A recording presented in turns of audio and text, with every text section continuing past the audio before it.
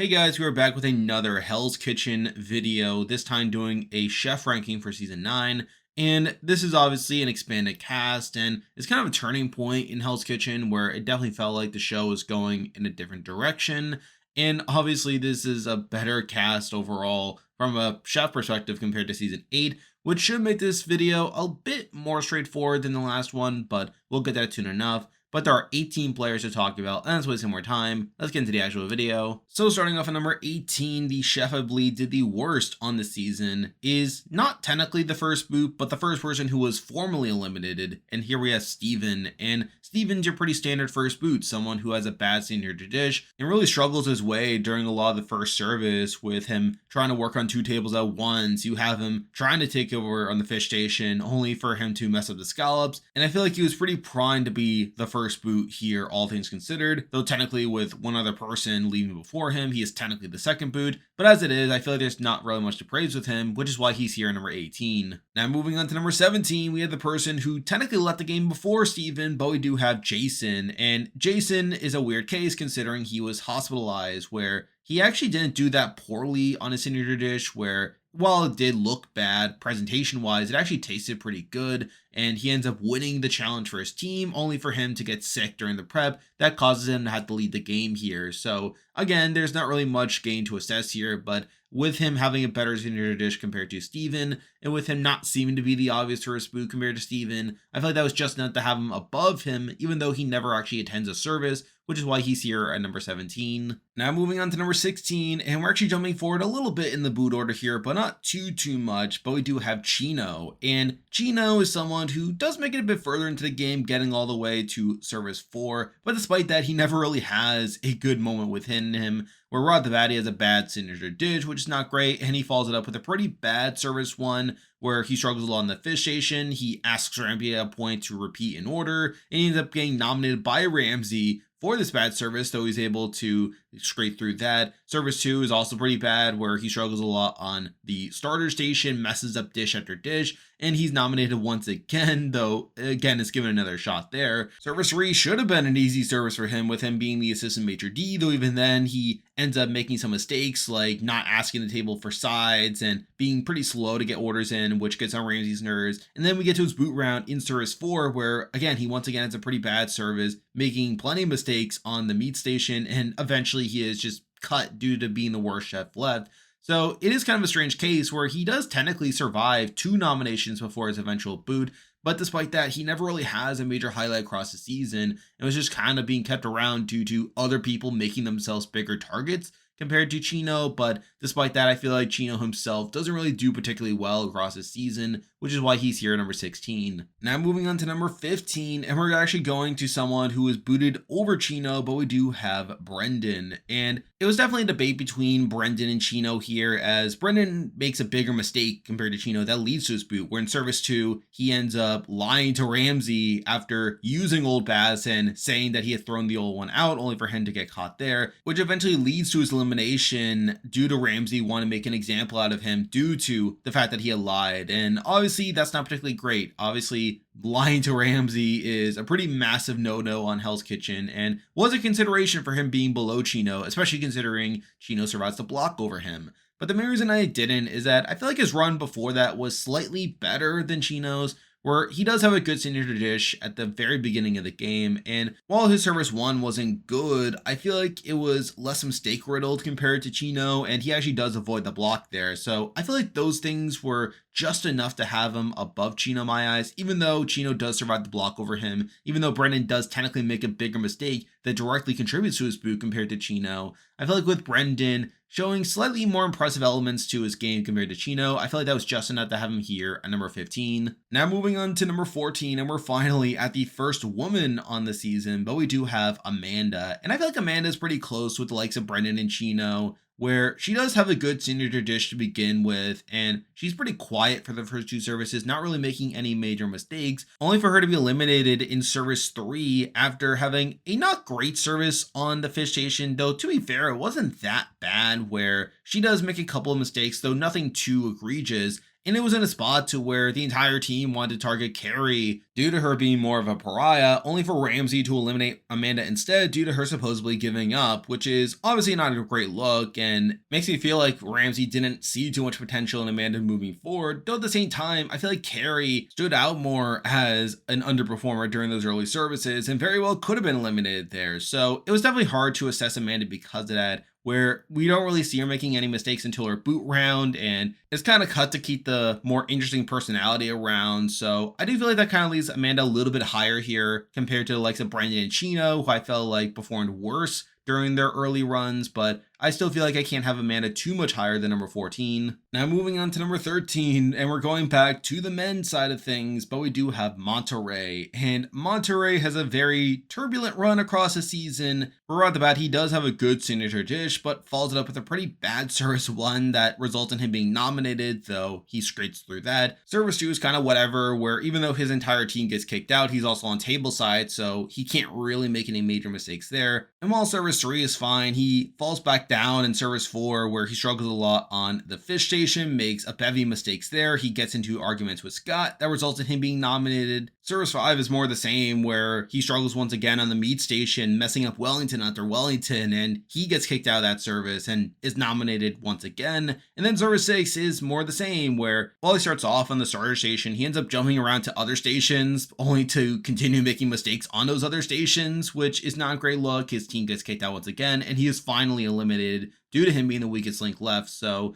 it is a pretty rough run where, while he does have a couple of okay services and even some okay moments within his bad services, I feel like his run here is pretty mediocre, where he is nominated in 4 of these 6 services that he participates in, which is not a great track record there. And in the 2 times he wasn't nominated was a service that his team won, and the other one being one where he was tableside, where he wasn't much of a priority there. So by the end, he is very clearly the weakest link that led to his eventual boot, which is why he's here at number 13. Now moving on to number 12, and we had the boot right before Monteray, but we do have Gina. And Gina's kind of similar to Amanda in the sense that we don't really see her making any major mistakes up until she starts to be in danger, where her start is fine, where she has an okay signature dish and is kind of under the radar for the first couple services, not really making any major mistakes and kind of keeping her head down. It's not until service 4 that we start to see her having a bad service, where she struggles a lot on the meat station, like makes some pretty dumb mistakes, like slicing the meat too early and putting out raw lamb. And her team is kicked out, though she's surprisingly not nominated there, largely due to the men being worse than them in that service, which is something to note. And we get to her boot round in service 5, where she actually doesn't do that poorly in that service, where yeah, she does rush out some orders without communicating. She puts up a raw bass, that's not great. She is kicked out of that service, and she ends up being eliminated here despite not being nominated in a spot where both teams have to put up noms, and with there being pretty clear options there in the likes of Kupa, Elise, and Monteray that could have gone home. We see Ramsey decide to pull the trigger and taking her out of the game, which I do consider a pretty big knock, considering that Ramsey didn't see much potential in her moving forward. She was pretty quiet early on, not doing particularly well outside of those 2 services she did poorly in.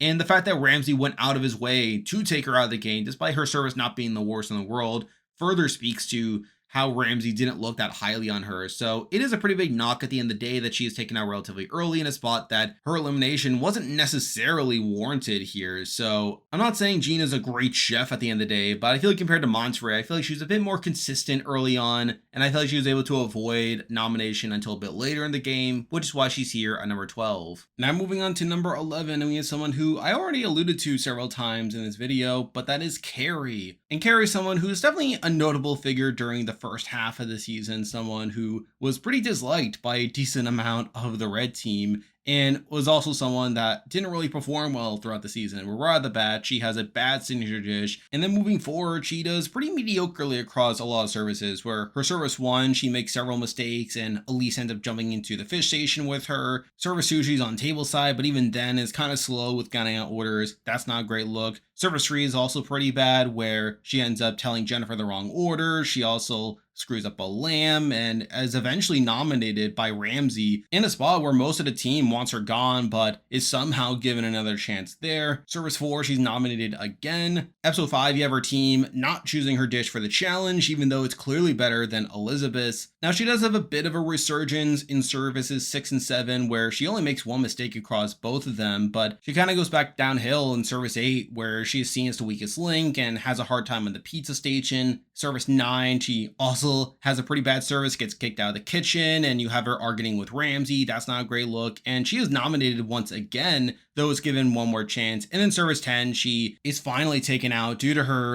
causing a lot of drama within her team. So it's a pretty mediocre run for the most part. And while she has a couple of okay services, I feel like she's someone who was clearly disliked by a decent amount of her team, which really worked to her detriment here, to where she ended up being nominated a decent amount of times during the season. And I feel like she had plenty of mediocre services along the way. That kind of leaves her behind at number 11. Now moving on to number 10, and I feel like these next two are pretty similar in the sense that they are technically earlier boots than Carrie and have decent stretches to their game, though kind of go downhill by the end of it. But at number 10, we do have the less consistent of the two, and here we have Kupa. And Kupa is a pretty interesting case here, where even though I think she is probably one of the better chefs of the pre-Black Jackets, she's kind of all over the place during a lot of her run here, where right off the bat, she has a bad signature dish, which is not a good first impression, but she follows it up with a pretty solid service 1, doing pretty well on the meat station, taking over after Elise. And while she does celebrate prematurely, I feel like she does good enough work there in service 1 to keep her out of danger there. But then we get to service 2, where while she is on table side, she also annoys Ramsey by dropping a prime rib, which is not a good look, but she later makes up for it by making a good dish, so whatever. Service 3 is actually pretty good for her, where even though she ends up getting kicked out of that service along with the rest of her team, she does make a good dish there, so I don't really knock that too much against her. And then service 4 is a pretty similar story, where despite her team getting kicked out once again, we don't really see her making many mistakes during that service as well. So again, I do feel like those are pretty good services for Kupa compared to the rest of the red team, but service 5 is where she does start to go downhill, where at that point we do see her struggling a lot on the starter station. She kind of goes back and forth between making a good risotto and a bad risotto, and it's pretty inconsistent. She does get kicked out of there individually and is eventually nominated,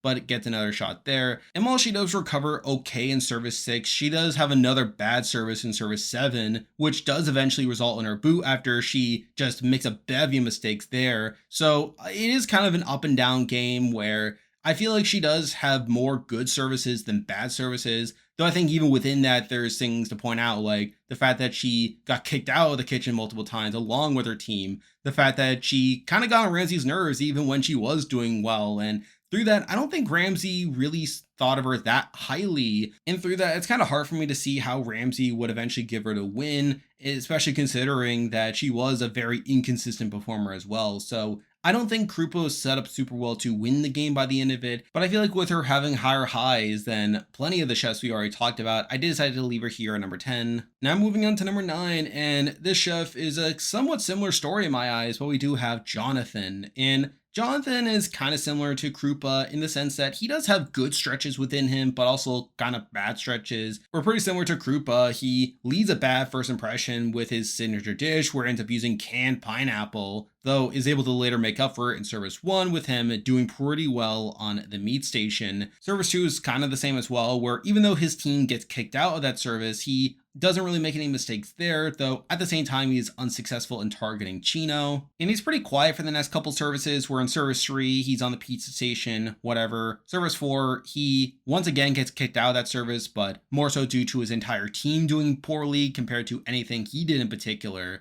Though it's around service 5 that he starts to go downhill, where he struggles a lot on the garnish station with him not really knowing what's going on, which gets on Ramsey's nerves. You also have Paul jumping into a station, which is also not a great look, though they do avoid nomination there. Service 6 is also not great, where he ends up taking over for Paul in the fish station, only for him to do nothing, and he is eventually nominated by Ramsey for this, though he is given another shot, only for him to flounder once again in service 7, where he makes a bevy of mistakes on the meat station. He gets kicked out of that service, he argues with Ramsey, and he is nominated once again, though he is able to avoid elimination. And then we get to his boot round in service 8, where once again he does pretty poorly on that service. You have Ramsey telling him to get a grip, and he's eventually eliminated here for having yet another bad service. So kind of similar to Krupa, he is able to do all right in the first half, but kind of goes downhill afterwards.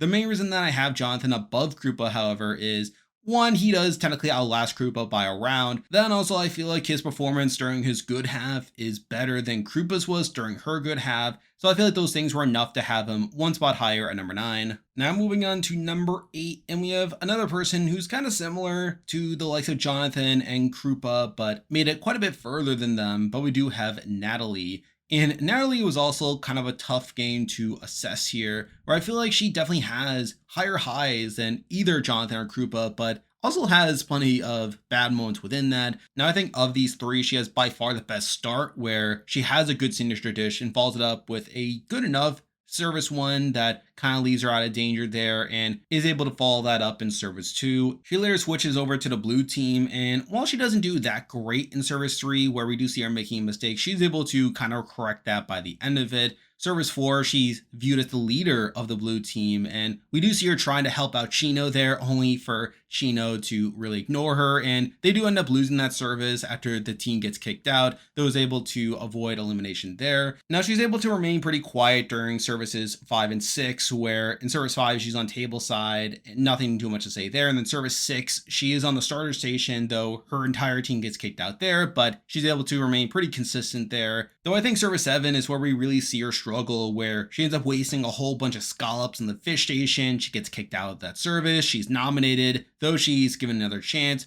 Service 8, she's nominated once again, having another pretty bad service.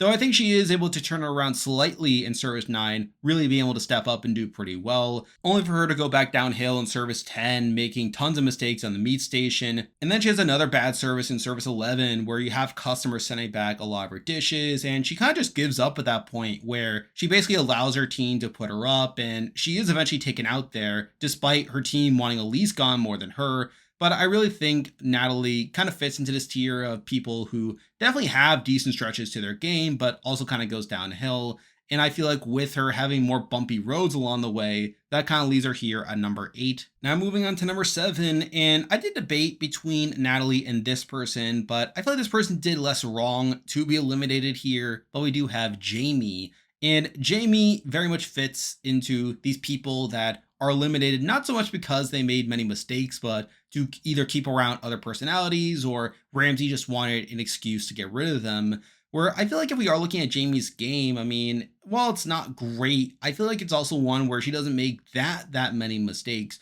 Where yeah, she does have a bad signature dish to start, but outside of that is able to get through the first 2 services all right, keeping her head down there. She does make a mistake during the challenge in service 3 and is eventually kicked out of that service along with her team, but again, she doesn't really do anything wrong herself. And it's really not until service 7 that we actually see her making a mistake, where she ends up making a bad dish on the fish station, but we also saw her making a good dish earlier in that service, but I guess that's enough to get her nominated here, though is given another shot. We see her then doing pretty well in service 8, where she ends up helping out Carrie on her station, but then she's eventually eliminated in service 9, despite not being nominated, due to her being seen as giving up, where admittedly she does pretty poorly in that service, where she has Ramsey accusing her of giving up. She has Ramsey calling her out for her declined performance, but it was also in a spot where both Elise and Carrie were nominated, and I very much suspect that they cut Jamie here as a way of keeping both of them in the game for at least one more round. And while you do have to fault Jamie for that, where Ramsey went out of his way to eliminate her in a spot where she wasn't nominated, and also in a spot where he probably didn't think she had it within her to actually win the game,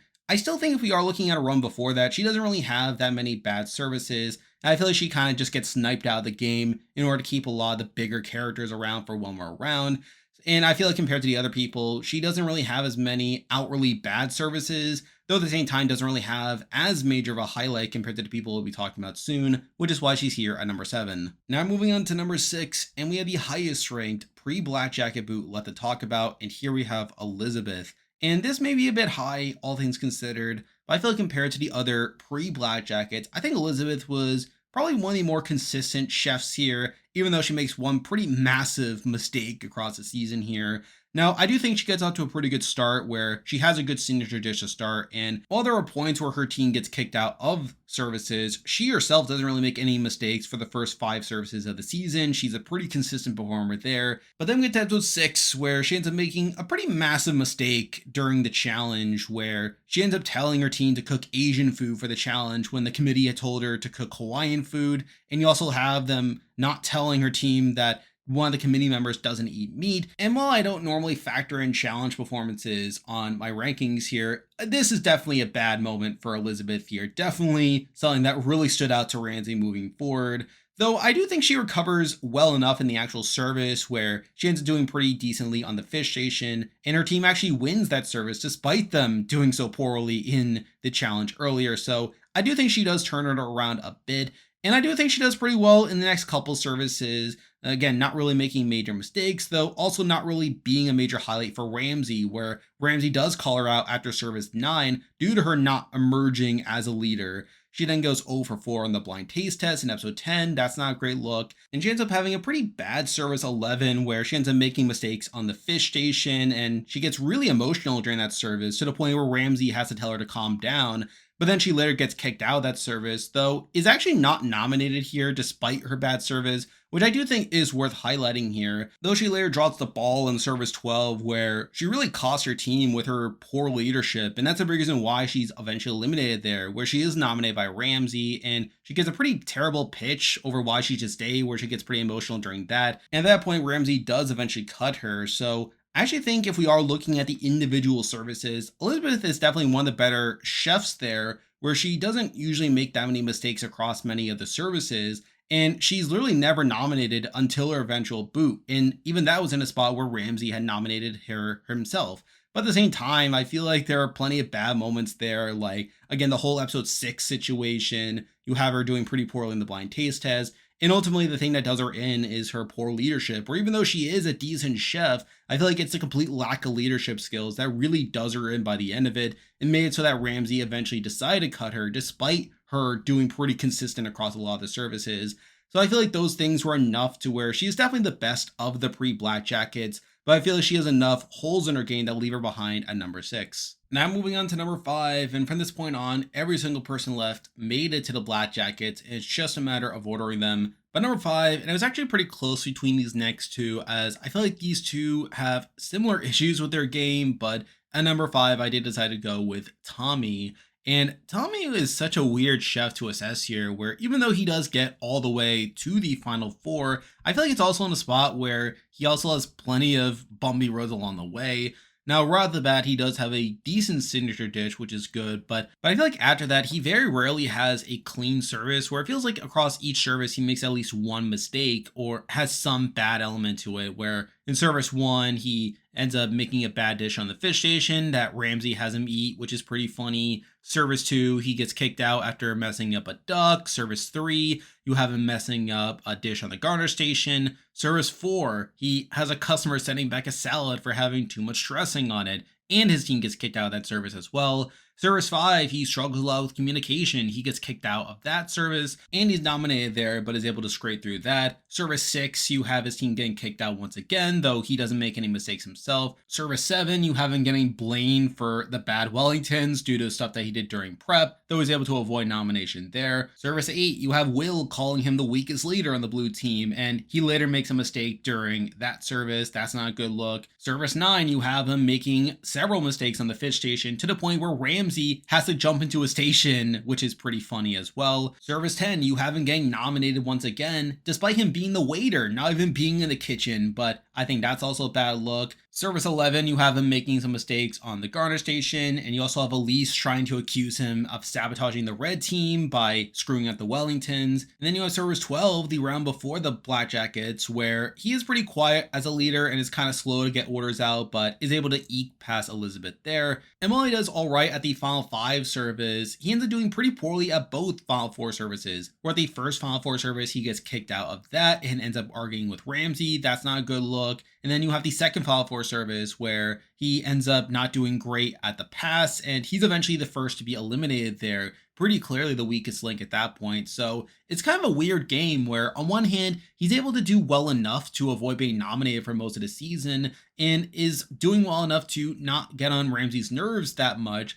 But at the same time, it feels like the show is constantly undermining him, where it's very rare that he just has a good service without making some sort of mistake or having something going wrong for him.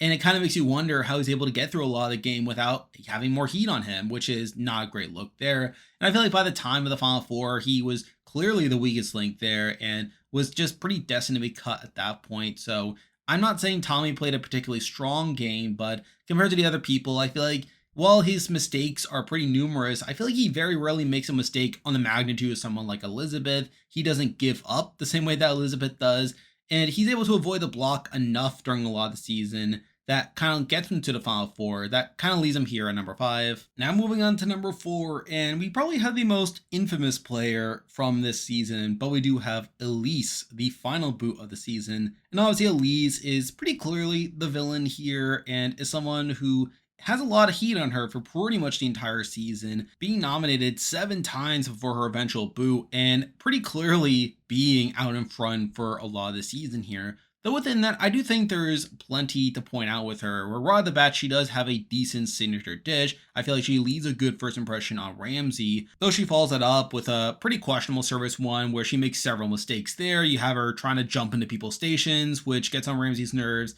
You also have her talking while Ramsey was reading out an order, which makes him want to have her read the order instead, which is pretty funny. Though she actually avoids nomination there, so good on her. Service 2, you'll have her really taking charge there, and while it is annoying to her team and even Ramsey at a point, I feel like she is able to improve as the service goes along, so again, she does kind of step into that role a bit. Service 3 is obviously not great where her team is kicked out of the service, though she herself ends up doing pretty well there on the pizza station, though she later gets in arguments with Carrie that so division within the team. But then we get to service 4 where things really start to blow up in her face, where she does pretty mediocrely on the fish station, where she makes several mistakes there and is later nominated in a spot where most of her team wants her gone, though Ramsey decides to keep her in the game due to her leadership. And we see her reacting pretty poorly to this, where she gets pretty combative with her team over the fact that they had targeted her to begin with. And we later see her getting nominated once again in Service 5, despite her not really making any mistakes across that service,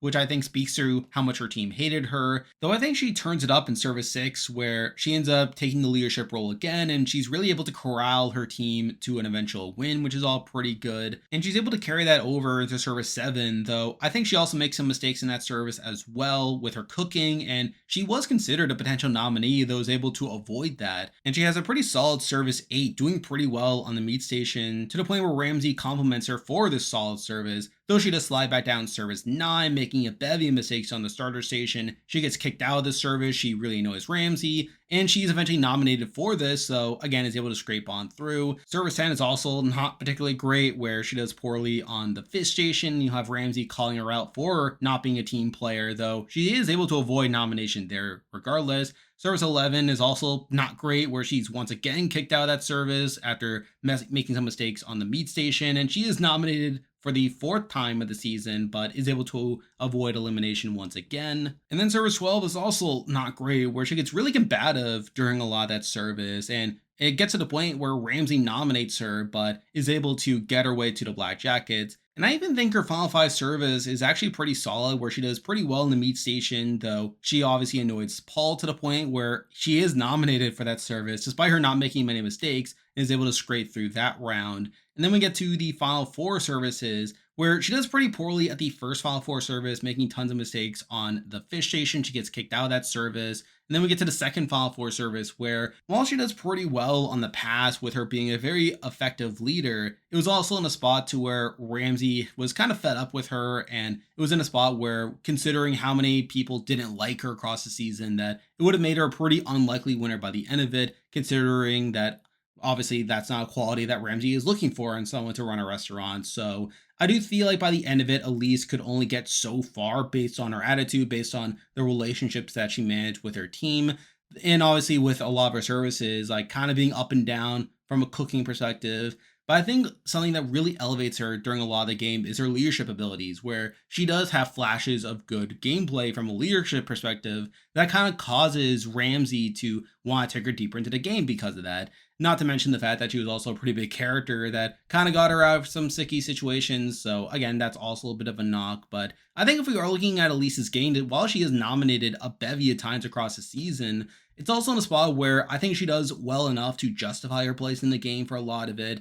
But it was also in the spot where, one, a lot of people didn't really like her. It was also in the spot to where Ramsey was going to take her pretty far, but not actually take her to the end, considering that she did come off as pretty combative, someone that was pretty immature for her age, and made it so that it was pretty unlikely she was going to win by the end of it.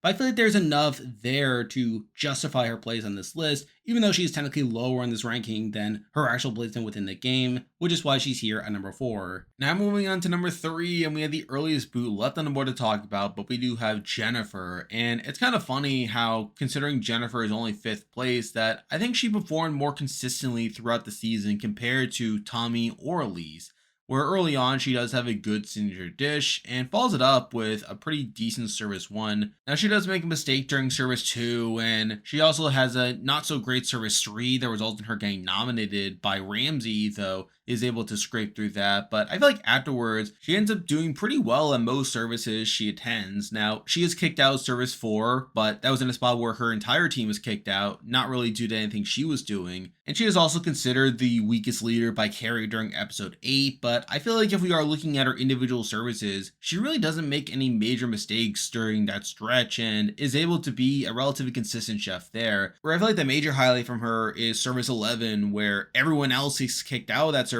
except for her, and her and Ramsey are able to complete that service as a duo, which I feel like is pretty impressive. Now with that said, I do think she kind of struggles from that point on, where in service 12 she ends up getting into arguments with Elise, and she's eventually nominated by Ramsey once again for doing poorly in that service, but is able to survive that. She's nominated once again at the first Final 5 round due to her having a not great service on the Garner station. And then we get to the second Final 5 service, where while her service there wasn't great, where she was kind of going back and forth between making a good risotto and a bad risotto, she is eventually kicked out of that service and is eventually taken out of the game after Paul and Will agree to vote her out, which is obviously not great in the sense that Paul and Will kind of teamed up to take her out there, and she had already been struggling for the last couple of services anyway. But I feel like if we are looking at her game before service 12, I feel like it was a lot stronger than either Tommy or Elise's, where I feel like they were much more riddled by making mistakes or getting nominated. I feel like Jennifer was able to play a relatively clean game compared to those two, and while she ends up crumbling by the end of it, I feel like the fact that her game before that point was more consistent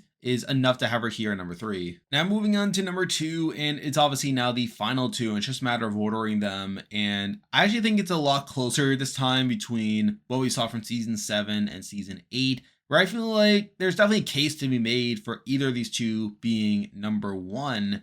However, I am going to continue the trend that I have for the last couple seasons and go with the winner at number 2, and that is Paul. And again, I do feel like it's much closer between Paul and Will here, as I feel like both of them played relatively clean games, and I feel like Paul himself doesn't really have many bad services, but I feel like compared to Will, he is definitely a little less consistent. I feel like there are more knocks to point out with his game. Now, right off the bat, he does have a good signature dish. That's all pretty good. Though I feel like after that, he kind of struggles getting along with his team, where even though he's not making many mistakes during their services, we do see him getting very annoyed by his fellow teammates due to them not performing as well, where in service 1, he's getting annoyed that the Garner station is holding him up while he's on the meat station, and he gets in arguments with Brendan. Service 2, he ends up yelling at his team in the middle of service, which is also not a great look there, and considering the team gets kicked out of that service, it is justified, but still like not ideal. Now he's able to perform pretty consistently thereafter, and yes, while his team does get kicked out, a lot of that is due to what the team is doing versus what he in particular is doing, though he's able to step up a little bit in Service 5, where he does take the leadership role and is able to help Jonathan on the garnishes. That's a pretty good look. But then we get to Service 6, which is definitely a rocky road for him, where on one hand, he does pretty well in the actual challenge, where he actually manages to listen to the committee, which allows him to get an easy win there after Elizabeth's mistake, though he follows it up with probably his worst service of the season, where he makes a bevy of mistakes on the fish station, messing up dish after dish. His team gets kicked out of that service, and he's nominated here, the only time all season that he's nominated, though he's able to give a pretty strong pitch that results in Ramsey taking him off the block, so all that's pretty good work there. And he does bounce back afterwards, doing pretty well in service 7 on the starter station, and moving forward, he does pretty well for the most part. Now, yes, he does get kicked out of service 9 after putting up raw chicken, which is not great. He also goes 1 for 4 on the blind taste test, but for the most part, he's able to remain pretty consistent there. He also does pretty well in service 12 due to his leadership skills, though he does make a mistake in service 13 where he does mess up a dish there, but he's able to get his way to the Black Jackets. Winning it to the final 5 where he does work alongside Elise and Will to target Jennifer by telling Ramsey that she's the worst chef, which is pretty effective. Though I think at the final 4, he doesn't do that well in the past where he does fail a quality control test. He also has Tommy making mistakes for him, which gets him annoyed, and he is the second person to secure a spot in the final 2. Clearly, showing that Ramsey saw Will as the better performer that day. And then we get to the final service, which is pretty rocky for Paul, where we have Jonathan having a bad service for him. You have people like Elise and Elizabeth making mistakes, and he does eventually help Elise, get along with Carrie that allows him to move smoothly, though it was also in a spot where Elise was the better leader and could have overshadowed him, not too dissimilar from what happened between Benjamin and Jay during season 7. But he's able to pull out the win there, which is something. So again, it is a pretty solid game for the most part, where outside of a couple services, he's able to perform pretty consistently there and is occasionally able to display good leadership. Though I feel like compared to the number 1 person, I feel like the number 1 person played a slightly cleaner game compared to Will, even though the difference between them isn't that wide, which is why he's here number 2. And now, at number 1, the chef I believe played the best game on Hell's Kitchen Season 9 is Will, the runner-up of the season. I know it's now the 3rd season in a row where I have picked the runner-up over the winner, though again, as I said, I feel like the difference between Will and Paul is not as stark to where it really could have gone either way over who would have won that season in my eyes. Where I feel like the main difference for me is I feel like Will had less down points in his game compared to Paul, considering Will was never nominated, and I feel like he had fewer bad services compared to Paul, where rather bad he does have a decent signature dish, and moving forward he does pretty well across most services, and while he does get kicked out of services along with his team, that's a pretty similar issue that Paul has there. Service 3 is pretty solid for him, where we do see him taking charge by helping out on the fish and garner station. That's pretty good. And for the most part, he's able to remain a pretty consistent force on the season, not really having a truly bad service during a lot of the pre-Black Jackets. Unlike Paul, who had a bad service 6 and got nominated there, Will is able to remain pretty consistent for the most part. Now he does go 1 for 4 in the blind taste test, again pretty similar to Paul there, but he's able to have a pretty smooth ride to the Black Jackets, being pretty consistent in services and having flashes of good leadership along the way. After the Black Jackets, he is part of the plan to target Jennifer at the final 5, and at the final 4, while people are pretty slow to respond to him while he's on the pass, he is able to pass all the quality control tests, and he's the first to secure a spot in the final 2, which is all pretty good. And then we get to the final service where, while he does have some hiccups, like Kupa having a bad service that requires him to move her to the dessert station, and also a customer sitting back a dish, I feel like he has a pretty good final service where he's able to address the issues that come up along the way. Now, granted, it probably isn't as flashy as what Paul was able to do in terms of getting Elise and Carrie to work together, but I feel like if we are looking at the game up to that point, I feel like Will very much plays a much cleaner game compared to Paul, who had his outbursts along the way and had his bad services. I feel like Will was able to remain a pretty consistent leader while not having a single bad service across the entire season there. Now, to be fair, some of that could be due to editing, where the show wanted to show more of Paul's flaws in order to make it less obvious that he would win, and also to show Paul growing more over the course of the season while making Will seem like this hard to beat guy.